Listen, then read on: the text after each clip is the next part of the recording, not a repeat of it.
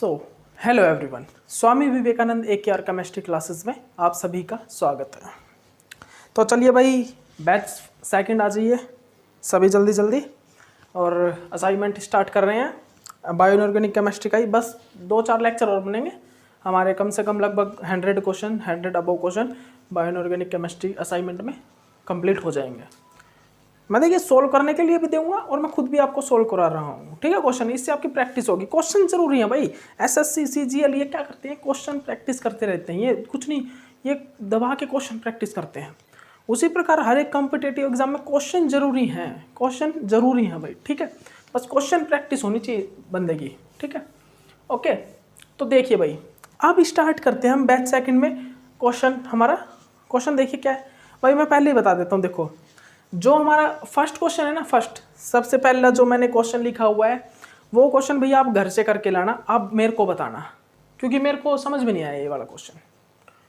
आप इस जो क्वेश्चन को नोट डाउन कर लो सभी। इसका आंसर है भाई मोर पॉजिटिव, इसका आंसर है मोर पॉजिटिव, लेकिन मेरे दिमाग में पल्ले नहीं पड़ा ये वाला क्वेश्चन। ब्लू कॉपर प्रोटीन है, सुन लो। Blue copper protein consist of mononuclear copper bound to 2 imidazole, मतलब इसी तरह से बात है, प्लास्टोसायनिन है 2 इमिडाजोल ग्रुप। एक जो ग्रुप है वो है थायोल का सिस्टीन S16 है एक, और एक है कौन सा, S मिथियोनिन, जिसको हम थायोथ्री भी बोलते हैं, ठीक है। The coordination geometry around the metal ion distorted tetrahedral, मतलब डिस्टोर्टेड टेट्राहेड्रल किस में आएगी भाई, कॉपर 2 पॉजिटिव में, मतलब ये ऑक्सीडाइज्ड फॉर्म है, मतलब कि ये क्या है, ऑक्सीडाइज्ड फॉर्म है। फिर उसके बाद ये पूछ रहा है what will be the relative value of the redox potential of the metal centre copper 2 positive to copper 2 positive divided by copper 1 positive in the protein compare to that CuSO4 in water. देखिए ये पे answer है more positive, लेकिन देखिए मैं बताऊं, इसको हम सोल्व कर पाएंगे ना इस क्वेश्चन को, तो इलेक्ट्रोकेमिस्ट्री करते टाइम कर पाएंगे। मैं तो मेरी बता देता हूँ भाई, मैं तो इसको जब इलेक्ट्रोकेमिस्ट्री कराऊंगा ना, जब उस टाइम इसको इजीली सोल्व करवा दूंगा। लेकिन अभी आप इलेक्ट्रोकेमिस्ट्री कोई कर रहा हो तो वो इसको इजीली सोल्व करवा देगा, ठीक है।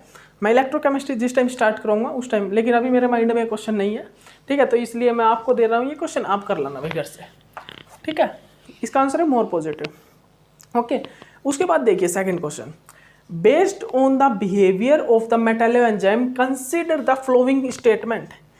ये जो नीचे स्टेटमेंट है ना, इनमें हमें मेटालोएंजाइम है, ये मेटालोएंजाइम की हमें करेक्ट स्टेटमेंट कौन कौन से यहाँ पर ये बताना है, ठीक है। देखिए, in the enzymes zinc activate O2 to form peroxide species. एक एंजाइम है वहाँ पर जो जिंक एक्टिवेट्स करता है O2 को, ऑक्सीजन को, and to form peroxide species, and to form करता है क्या, पर ऑक्साइड स्पीसीज। भाई ऐसा कुछ होता है क्या, अभी तक देखा है तुमने? मैंने तो नहीं देखा, ठीक है। उसके बाद आता है इन the enzymes Zn activates H2O and provides zinc bound hydroxide. ऐसा देखा है मैंने, कहाँ पर देखा भाई, कार्बोनिक एनहाइड्रेज और कार्बोक्सीपेप्टाइडेज एंजाइम A में, कि जब हमारा जिंक के साथ जो वाटर लिखा होता है ना, जिंक क्या करता है, उसको एक्टिव कर देता है वाटर को, और एक्टिव करने के बाद वो अपना हाइड्रोजन रिलीज कर देता है, और जिंक के साथ फिर बाउंड जो रहता है वो हाइड्रोक्साइड आयन रहता है, और न्यूक्लियोफाइल की फॉर्म में, ठीक है। उसके बाद देखिए, zinc ion act as a nucleophile attack to peptide carbonyl, ये भी है भाई। कार्बोक्सीपेप्टाइडेज एंजाइम A में क्या होता है, जो जिंक आयन होता है वो मतलब कि जिंक का जो एंजाइम होता है ना, जिंक मेटल आयन का जो एंजाइम होता है वो एक्ट करता है एक न्यूक्लियोफाइल के रूप में। Zinc ion act as a nucleophile, वो एक न्यूक्लियोफाइल के रूप में वर्क करता है, ठीक है। और वो अटैक करता है कहाँ पर, पेप्टाइड कार्बोनाइल, पेप्टाइड का जो कार्बोनाइल होता है ना वहाँ पर। बिल्कुल करेक्ट है ये, मतलब कि दोनों जो डेफिनेशन है ना, सेकंड और थर्ड, मतलब कि क्या है भाई, जो यहाँ पर जो सेकंड और थर्ड है ना, इसका करेक्ट ऑप्शन है सेकंड और third, second and third is correct answer. ये दोनों, ये वाली तो भाई मैंने भी नहीं सुनी, zinc activates O2 to form peroxide, ये नहीं है, ये करेक्ट नहीं है, ये वाला है करेक्ट, ठीक है। जो एंजाइम एक्टिवेट करता है वाटर को, और फिर बाद में जिंक जो बाउंड रहता है हाइड्रोक्साइड आयन के साथ न्यूक्लियोफाइल के रूप में, OH नेगेटिव, ठीक है। और Zn ion act as a nucleophile attack at the peptide carbonyl, ये बिल्कुल होता है कार्बोक्सीपेप्टाइडेज एंजाइम A में, ऐसा होता है। आज ही करवाया मैंने ये चीज़ आपको, ये चीज़ मैं आज करवा चुका हूँ, डाल चुका हूँ बैच फर्स्ट वालों के लिए, तो ये क्वेश्चन आ जाना चाहिए उनको, ये क्वेश्चन उनसे हो जाना चाहिए इजीली, ठीक है। चलिए ठीक है, रफ करते हैं। फर्स्ट क्वेश्चन आप करके लाना भी घर से, ठीक है, मेरे को बताना।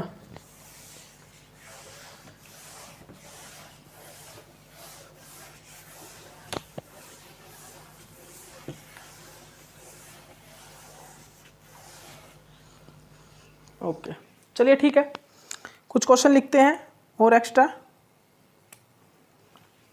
चलिए क्वेश्चन लिखते हैं भाई। क्वेश्चन क्या है उसके बाद क्वेश्चन देखिए। क्वेश्चन है भाई, which one of more toxic, which one as more, which one as more toxic, इनमें से कौन सा है जो बहुत ज़्यादा टॉक्सिक है? फर्स्ट जो है मरकरी, सेकंड जो है HgCH3 का ट्वाइस, सी जो है क्या भाई Hg2, डी जो है भाई क्या है Hg2 का 2 पॉजिटिव, ठीक है ओके। उसके बाद आइए नेक्स्ट क्वेश्चन क्या है भाई, विच metal is,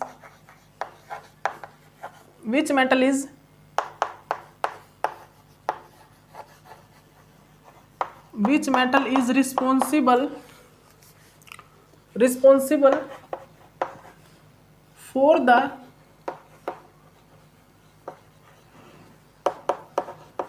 many, which metal is responsible for manifestation of, ये आ गया भाई वही क्वेश्चन, डिसीज वाले question, itai disease, tie disease, ये यहाँ पर अब डिसीज वाले क्वेश्चन आ गए हैं भाई। इसमें जो मेटल बताना है भाई, ये क्वेश्चन आप याद कर लेना, पहले बता रहा हूँ, ये क्वेश्चन आप मतलब कि इनको याद रखना, इस टाइप के क्वेश्चंस को, ये क्योंकि हमारे जो हमारा सिलेबस होगा ना, उनमें इस टाइप के भाई कौन सा मेटल आइटम होता है जो रिस्पॉन्सिबल होता है मैनिफेस्टेशन ऑफ इटाई डिसीज, इनके लिए। तो ये इस टाइप के क्वेश्चन आप याद कर लेना, जैसे कि which one is more toxic, बहुत ज़्यादा टॉक्सिक कौन सा होता है, ये इस टाइप के क्वेश्चन आपको याद करने पड़ेंगे, ठीक है। तो मैं तो करवा रहा हूँ ये क्वेश्चन, ठीक है आपको। उसके बाद देखिए क्वेश्चन, आपको अगर पता है तो टिक लगा के रखो पहले ही, बैच सेकेंड याद रखो। आपको अगर ये क्वेश्चन पता है ना तो आप टिक लगा लीजिए। The metal ion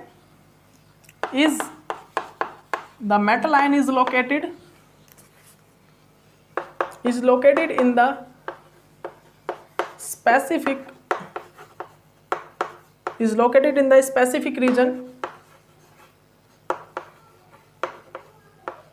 specific regions of the membrane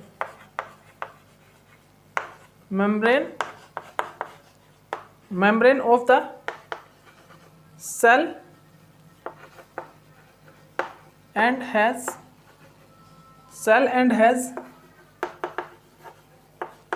highly specific roles। भाई मैं जो लिख रहा हूँ ना, लास्ट में कट करके जितने सारे क्वेश्चन लिख जाए उसको देखना स्टार्ट कर देना डायरेक्ट, जब मैं आपको सोल्व कराऊंगा ये क्वेश्चन, ठीक है, बोल के, ठीक। अभी मैं लिखवा रहा हूँ, ठीक है। इतने आप ऊपर वाले क्वेश्चन देखो क्या है, वो क्या हो सकता है, ठीक है। Highly specific roles to play there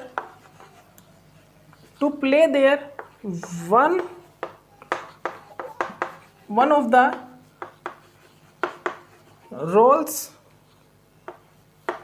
role is to control, ठीक है, the distribution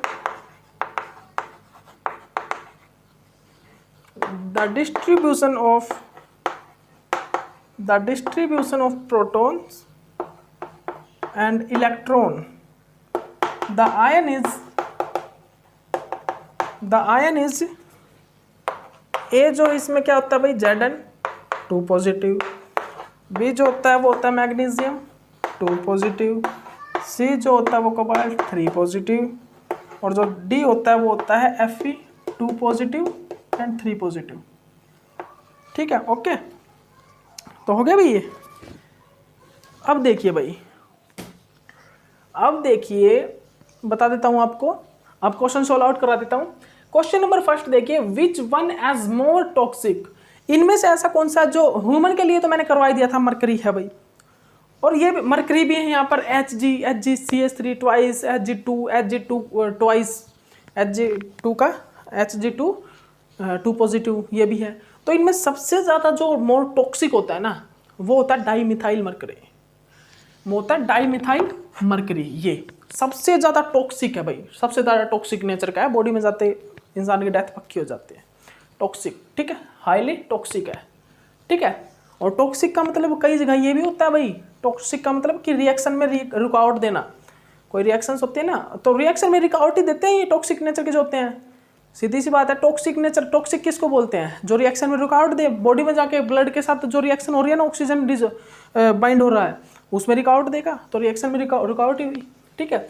which metal is responsible for the manifestation of itai itai disease, second question है भाई कि कौन सा मेटल रिस्पॉन्सिबल होता है for manifestation of itai itai disease, लिख लीजिए भाई, नोट डाउन कर लो, कैडमियम, नोट डाउन कर लो, इटाइटाई डिसीज के लिए जो रिस्पॉन्सिबल मेटल होता है, जो हमारा क्या है यहाँ पर, जो हमारा मेटल होता है ना रिस्पॉन्सिबल होता है इटाइटाई disease, manifestation of itai itai disease के लिए जो रिस्पॉन्सिबल होता है मेटल, वो कौन सा होता है, कौन सा होता है मेटल, बताओ भाई, मेटल कौन सा होता है, कैडमियम, ठीक है। उसके बाद देखिए क्या बोल रहा हूं मैं, उसके बाद नेक्स्ट क्वेश्चन देखिए, the metal ion is located in the specific region, specific regions of the membrane of the cell and has highly specific roles to play there. One of the roles is to control the distribution of proton and electron, the ions. समझिए इसका मतलब, इनमें से कौन सा metal है, metal ion है, ठीक है, जो कि जिसका located in the specific region, कोई एक ऐसा स्पेसिफिक रीजन हो उसका जो कि of the membrane of the cell and highly specific role to play there, one of the roles is to control the distribution of proton and electron. इनमें से ऐसा कौन सा भाई, कौन सा मेटल आयन है, कौन सा मेटल आयन है जो हमारे जो ये मेम्ब्रेन होते हैं ना, सेल मेम्ब्रेन, इनके अंदर हाईली स्पेसिफिक रोल प्ले करता है, ठीक है, हाईली स्पेसिफिक रोल प्ले करता है, of the roles is control the distribution of proton और इलेक्ट्रॉन, जो डिस्ट्रीब्यूशन होता है ना प्रोटॉन और इलेक्ट्रॉन का, इनके लिए हाईली स्पेसिफिक रोल प्ले करता है, ठीक है। कौन सा मेटल होता है, सीधी सी बात है भाई, आयरन होता है, वो आयरन 2 पॉजिटिव, आयरन 3 पॉजिटिव, ठीक है। आयरन क्या करता है, इलेक्ट्रॉन का लेन देन करता है ना, ठीक है, और प्रोटॉन का डिस्ट्रीब्यूशन भी रखता है। जो हमारा आयरन होता है ना, आयरन इलेक्ट्रॉन का लेन देन करता है, इलेक्ट्रॉन को मतलब कि एक प्रकार से मैं बताऊं आपको, साइटोक्रोम हो गया, साइटोक्रोम A B C, ये क्या करते हैं बॉडी के अंदर, प्रोटीन के अंदर एंजाइम्स रिएक्शन होती है ना, तो डिस्ट्रीब्यूट तो रखते ही हैं इलेक्ट्रॉन्स को और प्रोटॉन को, तो हाईली स्पेसिफिक रोल प्ले करता है हमारा iron, highly specific role play करता है हमारा कौन, आयरन, बॉडी के अंदर, हमारा जो बॉडी के अंदर जो हमारा आयरन है वो हाईली स्पेसिफिक रोल प्ले करता है, किस चीज़ को डिस्ट्रीब्यूट करने के लिए, हमारे जो प्रोटॉन और इलेक्ट्रॉन होते हैं उनको, ठीक है। इलेक्ट्रॉन्स को क्या करता है, जैसे कि साइटोक्रोम ये होते हैं, इलेक्ट्रॉन का ही तो ट्रांसपोर्ट करते हैं, और ये साथ के साथ मतलब कि जो हमारी प्रोटीन रिएक्शन नहीं होती हमारी, क्या होती है, आप एक चीज़ बताता हूँ आपको, एग्जांपल देता हूँ, जैसे कि हमारा साइटोक्रोम P40 ये वाली रिएक्शन चलती है एनर्जी, ATP एनर्जी फॉर्मेशन की, किस चीज़ की, ATP एनर्जी फॉर्मेशन की, तो cytochrome B, cytochrome C1, cytochrome C, cytochrome A, इनके साथ क्या होता है, रिडॉक्स एजेंट होते हैं, रिडॉक्स रिएक्शन इन्वॉल्व होती है, इलेक्ट्रॉन आता है, इलेक्ट्रॉन देते हैं, इलेक्ट्रॉन आता है, इलेक्ट्रॉन देते हैं, और लास्ट में जाके यहाँ पर एक क्या हो रहा था कि लास्ट में जाके जो 8H पॉजिटिव इनर से आ रहे थे और आउटर से 8H पॉजिटिव निकल रहे थे, और ये जो पोटेंशियल डिफरेंस जनरेट हो रहा था ना, प्रोटॉन के कारण वो ATP एनर्जी की फॉर्मेशन कर रहा था। तो हमने क्या देखा, यहाँ पर इलेक्ट्रॉन का डिस्ट्रीब्यूशन भी हुआ आयरन से, आयरन के कारण यहाँ पर इलेक्ट्रॉन का डिस्ट्रीब्यूशन भी हुआ, और आयरन से ही यहाँ पर क्या हुआ, जो प्रोटॉन है उसका डिस्ट्रीब्यूशन भी हुआ, बिकॉज आयरन साइटोक्रोम A अगर लास्ट वाला प्रोटीन साइटोक्रोम A ही होता है, वहाँ पे वो इलेक्ट्रॉन ट्रांसफर ना करे तो ऑक्सीजन न्यूट्रलाइज नहीं करेगा इलेक्ट्रॉन को, ऑक्सीजन के पास इलेक्ट्रॉन नहीं जाएंगे और ऑक्सीजन प्रोटॉन को नहीं लेगा, 4 प्रोटॉन को लेता है ना वो इनर मेम्ब्रेन सेल से और 4 को बाहर निकाल देता है, ठीक है। तो सीधी सी बात है, इलेक्ट्रॉन का डिस्ट्रीब्यूशन भी हो रहा है, प्रोटॉन का डिस्ट्रीब्यूशन। तो ये इंपॉर्टेंट रोल किसके वजह से प्ले हो रहा है? आयरन 2 पॉजिटिव और 3 पॉजिटिव। किसके कारण ये इंपॉर्टेंट रोल प्ले हो रहा है? आयरन के कारण। ठीक है, ये मैंने बता दिया ये आपको साइटोक्रोम से एटीपी एनर्जी फॉर्मेशन होती है ना, उस वाले मेथड से मैंने आपको एक एग्जांपल दे दिया है। सपोज वहां पर क्या हो रहा है, वहां पर इलेक्ट्रॉन और प्रोटॉन का डिस्ट्रीब्यूशन हो रहा है ना बॉडी के अंदर, सब बायोलॉजिकल सिस्टम के अंदर सबसे मेन स्पेसिफिक रोल प्ले कर रहा है आयरन 2 पॉजिटिव, आयरन 3 पॉजिटिव। ठीक है, इलेक्ट्रॉन और प्रोटॉन को डिस्ट्रीब्यूट करने का। ठीक है, तो हुआ है आयरन 2 पॉजिटिव और आयरन 3 पॉजिटिव, आयरन 2 पॉजिटिव और आयरन 3 पॉजिटिव। ओके, हो गया भाई ये? एक मिनट वीडियो देखने दो।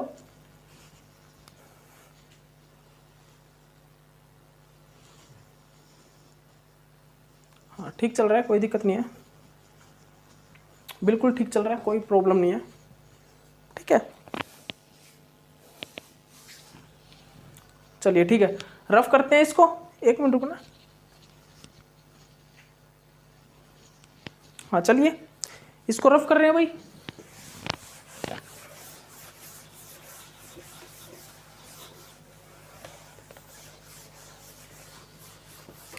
ठीक है, चलिए अब हमारा जो नेक्स्ट क्वेश्चन होगा वो होगा भाई, नेक्स्ट क्वेश्चन लिखिए, the transition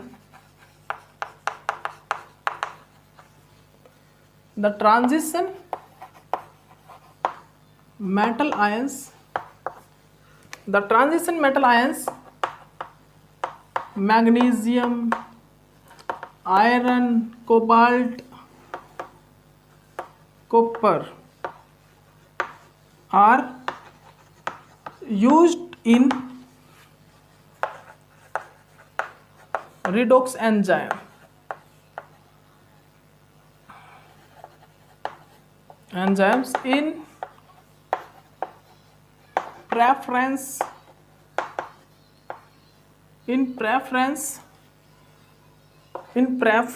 of Zn3 positive, gallium and calcium 2 positive,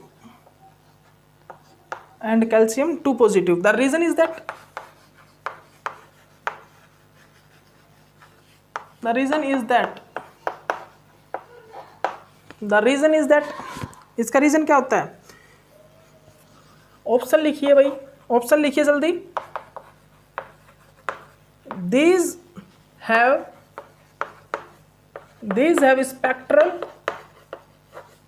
spectral band in the visible region. These have spectral band in the visible region. Option number B लिखिए, these have variable, ये है variable valence और oxidation state है last में, क्या है? Oxidation state. ठीक है, सी है भाई, दिस मिटा दीजिए, दिस प्रोडक्ट ए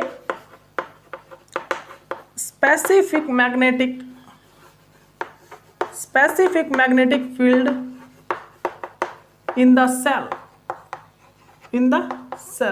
ठीक है, in the cell। डी देखिए भाई क्या है,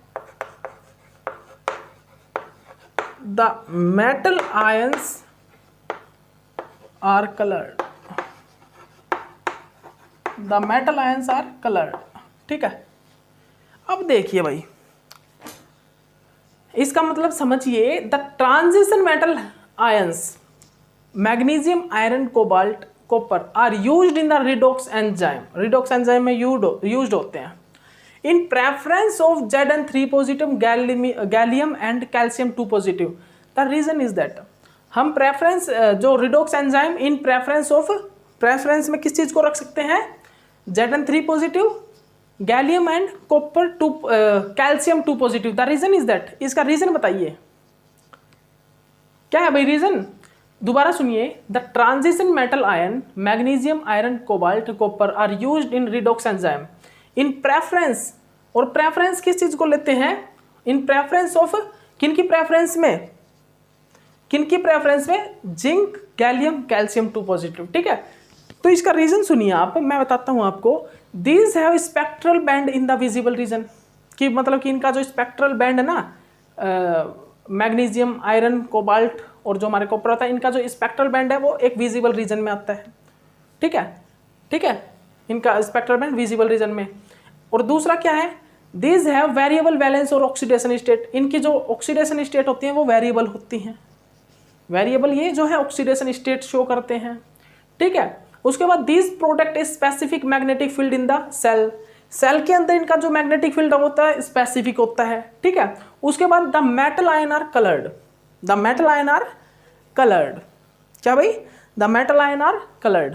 सुन लीजिए दोबारा, the transition metal ion manganese iron cobalt copper are used in the redox enzymes, are used in the redox enzymes in preference of zinc 3 positive. वो किस चीज में यूज होते हैं, रिडॉक्स एंजाइम्स में।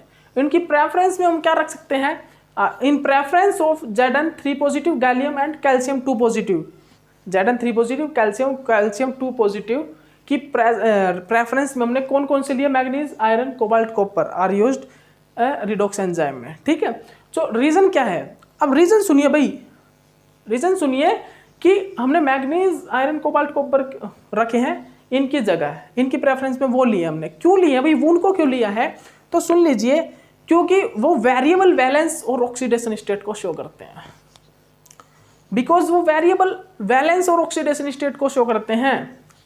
नंबर है ये, इसका जो आंसर है वो बी है, because the transition metal ion manganese iron cobalt copper are used in the redox enzyme in preference of Zn3 positive gallium calcium 2 positive. इनकी प्रेफरेंस में हमने उनको यूज किस लिए किया, बिकॉज वो हैं जो वो वेरिएबल वैलेंस और ऑक्सीडेशन स्टेट को शो करते हैं। देख लीजिए, आयरन भाई मैग्नीज, ये जो variable oxidation state, copper 1 positive copper 2 positive, cobalt 2 positive cobalt 3 positive, iron 2 positive 3 positive, magnesium 2 positive magnesium 3 positive, ये इस टाइप से मतलब क्या शो कर सकते हैं, ऑक्सीडेशन स्टेट शो कर सकते हैं, इसलिए हमने इनको यूज किया इनकी प्रेफरेंस में। ठीक है, तो यही है भाई, यही है ना, तो आंसर और सारे नहीं है, और कोई भी नहीं है, spectral band in visible region ये नहीं है, product specific magnetic field in the cell नहीं है ये भी, और जो मेटल आयन आर कलर्ड ये भी नहीं है। इसका आंसर ये है भाई, वेरिएबल वैलेंस और ऑक्सीडेशन स्टेट शो करते हैं ऊपर वाले। ठीक है, इनकी वैलेंस ही डिफरेंट हो सकती है, क्योंकि चारों के चारों डी ऑर्बिटल को कंटेन करके रखते हैं, किसको, डी ऑर्बिटल को, और हमारा जो गैलियम है पी ऑर्बिटल्स है, कैल्शियम एस ऑर्बिटल कंटेन करके रखता है, Zn3 पॉजिटिव इसकी तो ऑक्सीडेशन स्टेट ही Zn3 पॉजिटिव है, और तो इसके पास है ही नहीं, और क्या करेगा ये, ठीक है, ये तो वेरिएबल ऑक्सीडेशन स्टेट शो करेगा ही नहीं, और गैलियम भी नहीं करेगा, कैल्शियम भी नहीं करेगा, बट वो कर सकते हैं वेरिएबल वैलेंस और ऑक्सीडेशन स्टेट, इसलिए हमने इनकी जगह उनको यूज किया है रिडॉक्स एंजाइम में। किसमें, रिडॉक्स एंजाइम में हमने इनको यूज किया है, ना कि इनको। ठीक है, ओके, तो चलिए इसको रफ करते हैं भाई।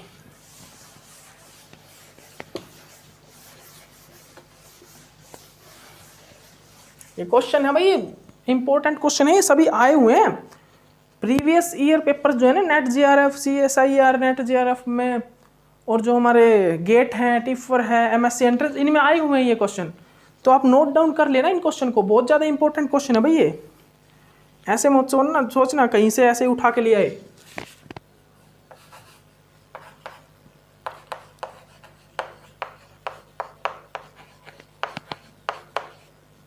The simple iron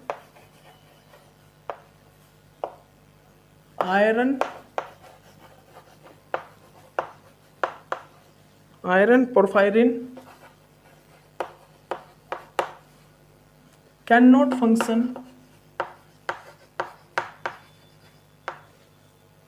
function as autocarrier. It is because the complex is ए लिखिए अनस्टेबल, क्या फॉर्म करता है ये, अनस्टेबल इज सॉल्यूशन।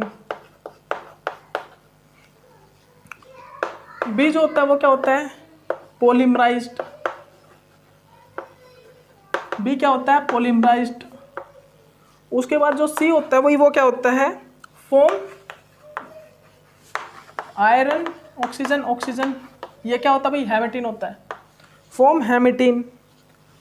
डी क्या होता है, फॉर्म Fe2O, Fe2O, ठीक है। उसके बाद सेकंड क्वेश्चन और लिखिए एक और, the correct set of biological essential, the correct set of the biological essential element is answer option देखिए भाई, iron, copper, cobalt, ruthenium. B देखिए भाई, बी जो होता है कॉपर, मैग्नीज, जिंक और सिल्वर। सी जो होता है iron, ruthenium, zinc, manganese. D जो होता है आयरन, सोडियम, फॉस्फोरस और पोटासियम भाई, ठीक है। तो ये है, तो देखिए, तो मैं देखिए आप ना जो बायोलॉजिकल सिस्टम में जो एसेंशियल मेटल एटम होते हैं ना, वो आप गूगल पे सर्च कर लेना, सभी के सभी गूगल पे सर्च कर लेना, जितने भी एसेंशियल मेटल एटम होते हैं वो ज़्यादा नहीं 7-8 होंगे, 7-8 होंगे, लेकिन हमने यहाँ पर देखने हैं ना, तो वो भी मैं बताऊंगा आपको। सबसे पहले क्वेश्चन देखिए, the simple iron porphyrin can not function as O2 carrier, it is because कम्प्लेक्सिज।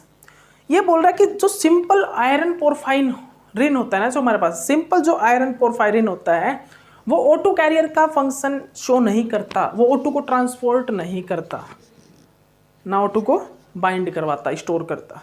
इसका कारण क्या भाई, इसका कारण क्या है, जो हमारा सिंपल आयरन पोरफायरिन होता है, मतलब कि आप समझिए आप इस बात को, कभी सभी मतलब कि कुछ और आंसर लिख जाते हैं, इसका समझ में नहीं आती कई बार कोई स्टेटमेंट। ये बोल रहा है सिंपल आयरन पोरफायरिन, मतलब कि ग्लोबिन प्रोटीन ही नहीं है। अब आप सभी को पता है ग्लोबिन प्रोटीन क्या रोल प्ले करता है, ये सारी चीज़ें आपको मैंने बता दी है। तो ग्लोबिन प्रोटीन नहीं होगा तो क्या बनता है, हेमेटिन बनता है ना, क्या बनता है, हेमेटिन बनता है। और उस हेमेटिन की फॉर्मेशन होने से पहले क्या बनता है, पैरोक्सी लिंकेज बनती है।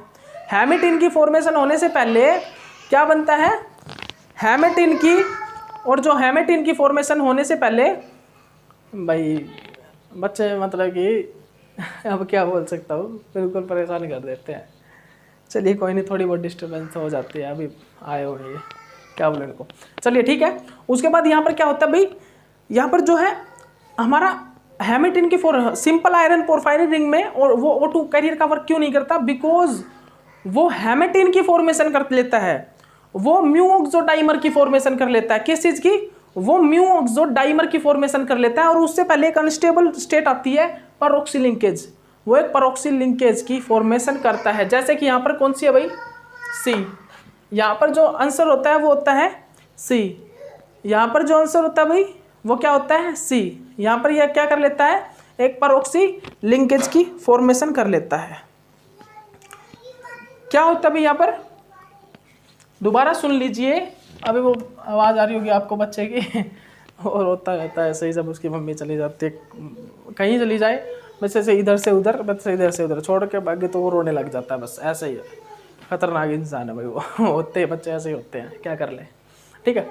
उसके सुन लीजिए, फर्स्ट क्वेश्चन हो गया ना सभी का, कि simple iron porphyrin ring can not function as O2 carrier, it is because complex is, because यहाँ पर जो है हेमेटिन की फॉर्मेशन हो जाती है विदाउट ग्लोबिन प्रोटीन के। जो सिंपल आयरन पोरफायरिन रिंग है वो म्यू ऑक्सोडाइमर की फॉर्मेशन कर लेता है, सिंपल आयरन पोरफायरिन रिंग, ठीक है, म्यू ऑक्सोडाइमर, जिसको हम हेमेटिन भी बोलते हैं, ठीक है। बट इससे पहले वो एक अनस्टेबल स्टेट और बनाता है, पैरोक्सी लिंकेज। किस चीज़ की, पैरोक्सी लिंकेज की। वो अनस्टेबल फॉर्म कौन सी होती है, वो अनस्टेबल स्टेट मतलब कि क्या फॉर्मेशन होती है वहाँ पर, एक हेमेटिन की फॉर्मेशन होती है, ठीक है। इसलिए बोलते हैं हम कि और हेमेटिन जो होता है ना, हेमेटिन, वो हेमेटिन कभी भी O2 ट्रांसफर नहीं करता, कभी भी वो O2 को ट्रांसफर नहीं करता, ठीक है। और इसका स्ट्रक्चर होता है ये किसका है भाई, परऑक्सी लिंकेज का। यहाँ पर अगर हेमेटिन आए तो हेमेटिन करेक्ट आंसर कर देना। ये है परऑक्साइड लिंकेज, जो हेमेटिन की स्टेट से पहले स्टेट आती है।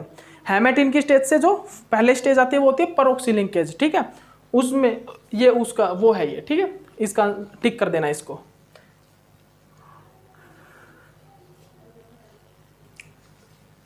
एक मिनट रुको।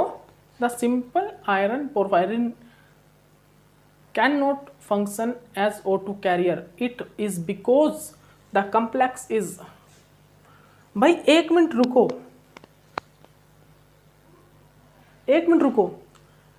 भाई जो because the simple iron porphyrin can not function as O2 carrier, it is because the complex is haematin बनता है ना भाई, Fe2O। सॉरी मैंने कॉपी में गलत किया भाई साहब से, तो यार भाई क्वेश्चन, सॉरी आपको मैं बता देता हूं कि जो भाई Fe2O ये बनता है, ये Fe2O तो है हेमेटिन की फॉर्मेशन हो जाती है ना, बिकॉज हेमेटिन बन जाता है। कुछ एक क्वेश्चन है भाई जो टिक गलत लगे हुए हैं, उस पर आंसर ही गलत था मेरे ख्याल से उसमें, ठीक है। तो क्यों भाई simple iron porphyrin can not function as O2 carrier, it is because the complex is Fe2O। वो हेमेटिन बना लेता है भाई, क्या बना लेता है वो, हेमेटिन क्या बना लेता है, हेमेटिन बना लेता है। और हेमेटिन कौन सा होता है, ये होता है जिसको हम म्यू ऑक्सोडाइमर भी बोलते हैं, हेमेटिन, ये होता है भाई हेमेटिन, ठीक है। उसके बाद हमारा आंसर, ये इसका आंसर नहीं है भाई, ये नोट, ये आंसर नहीं है, इसका डी है। मेरे कॉपी में गलत है भाई, मैंने गलत टिक कर रखा है, इसका आंसर डी है, क्योंकि वहां पर हेमेटिन की फॉर्मेशन होती है, और हेमेटिन की फॉर्मेशन मैंने आपको बता रखी है सभी को, ठीक है, ओके। उसके बाद देखिए the correct set of biological essential element is, इनमें से करेक्ट सेट कौन सा है बायोलॉजिकल एसेंशियल एलिमेंट का, तो भाई 7-8 कुछ एक बायोलॉजिकल एसेंशियल जो मेटल एटम है वो आप कर लेना, ठीक है। और इसका जो आंसर है वो है भाई आयरन, सोडियम, फॉस्फोरस, कैल्शियम। इन उनमें से ही एसेंशियल मेटल एटम में से ही है, कौन से, आयरन तो है ही, तुमको पता है, सभी को पता है। सोडियम भी है, हमारी बॉडी के लिए सोडियम मेटल एटम बहुत ज़्यादा जरूरी होता है। पोटासियम भी है, सोडियम पोटासियम पंप तुम करते हो। और फॉस्फोरस भी है, फॉस्फोरस भी इंपॉर्टेंट एसेंशियल मेटल एटम है, ठीक है, बहुत ज़्यादा हमारी बॉडी के लिए, बायोलॉजिकल सिस्टम के लिए सबसे ज़्यादा आयरन, सोडियम, फॉस्फोरस, पोटासियम, ये सबसे ज़्यादा एसेंशियल होते हैं। हमारा जो बायोलॉजिकल सिस्टम होता है उस बायोलॉजिकल सिस्टम में ये सबसे ज़्यादा एसेंशियल मेटल एटम होते हैं। मेटल एटम जो एसेंशियल बायोलॉजिकली एसेंशियल रोल